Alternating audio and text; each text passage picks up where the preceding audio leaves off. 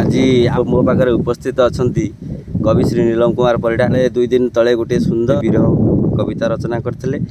सुंदर से अनुप्रास रचित रचना शुणातु जहाँफल आमर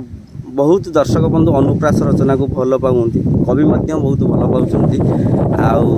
से मतामत अनुसार प्रकृत में भंजंग भली आप लिखिपार बहुत मतामत आसी तेणुक आज आपण आउटी गोटे कविता आमको शुणातु से दर्शक बंधु आपको अपेक्षा कर पुनर्बार गोटे वीर गीत शुणापी आप आज गोटे वीर गीत कविता आम दर्शक बंधु शुणु। नमस्कार मो श्री नीलम कुमार परिडा अनेक रचना अच्छी अनुप्रास जनित रचना को तुलन आम किए से बड़ कथा नुहे लेखा जारी रही चेष्टा चलती आदृत हो अनुप्रास अनेक रचना अच्छी जदि आपण मैंने कहते ताले गोटे अनुप्रास रचना शुणाऊे आज कवितार शीर्षक अभागिनीर विरह गीति अभागिनी विरह क अनुप्रास रचना अभागिनी विरह गीति राग चोखी चोखी राग एटा रचना करथिले क अनुप्रास रचना आसतु शुणिबा। कहिबु गो साथी जाई किस दोष कली मुहि कुआर पुनेई राति जाउछि बीती कहिबु गो साथी जाई किस दोष कली मुहि कुआर पुनेई राति जाउछि बीती कथा थिला आसीबाकू किया नई लेपासकू कुआ तारा उइलाणी पाहिब राति किए अबा कला बंधन कंठ देई गले काहीं पराण धन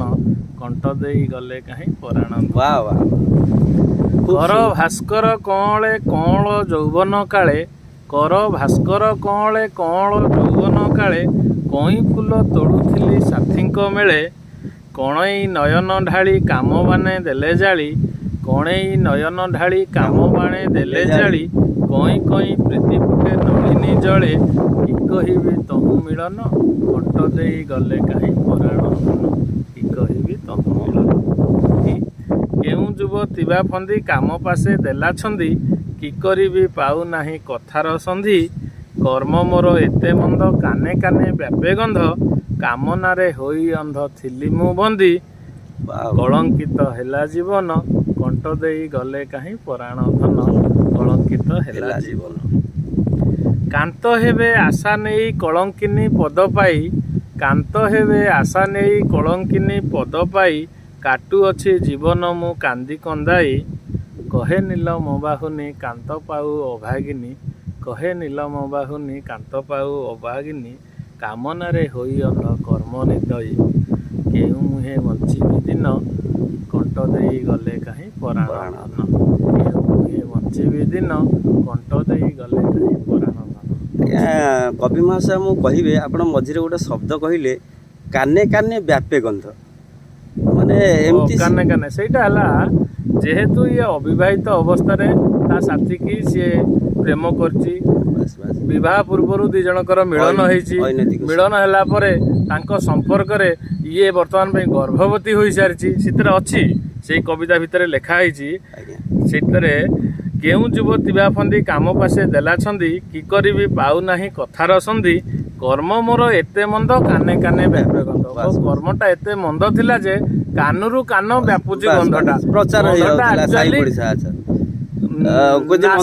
सिना गंधटा व्यापे ना एटा कानरू कान प्रचार होची किए ताको कहलानी किए ताको कहलानी एंती प्रचार होई कि दुर्प्रचार होते कलंकित जीवन हेला मु कलंकिनी हेगली सेति पई से तार साथी की कहूची मो साथी कुआडे गले मते कंठ देइथिले आज राति बीती जाउची कुआर पुनेई राति मुठे अपेक्षा करची मो कांत कुआडे गले ताले एबे तो कवि महाशय आगु कुमार पुण्य आसुची ताहले निश्चिंत कंठ देइथिबा प्रेमिक प्रेमिक माने यही कवितार निश्चिंत किसी शिखिबे आ मोर आशा आगामी दिन में भी आम कवि यही भंज साहित्यर अनेक उत्पादन आम पाइबू आमर ओडिशा रे जो कवि माने अछंती तांका पाखरे पहुँचा दायित्व है मोर आई सुंदर सुंदर कविता एवं सुंदर सुंदर सामाजिक तथ्य पाइबापी आम चैनल को आप सब्सक्राइब करंतु लाइक करंतु शेयर करंतु रहिलु नमस्कार कविताटी केमिति लागिला मतामत देई जणैबे जय जगन्नाथ।